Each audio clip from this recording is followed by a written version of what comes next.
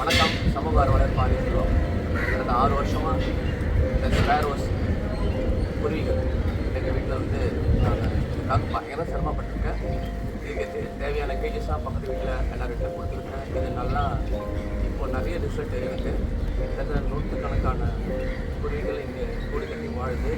ஒட்டுமொத்த ஏரியாவிலே நிறைய குருவிகள் வந்து என்னால் தான் இது வந்ததுன்னு சொல்ல முடியும். அது எனக்கு மகிழ்ச்சி.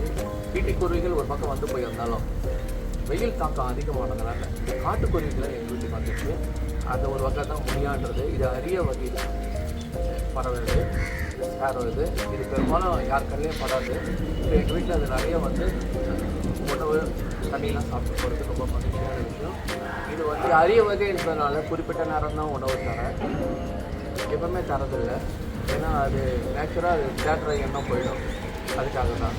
மிக்க நன்றி.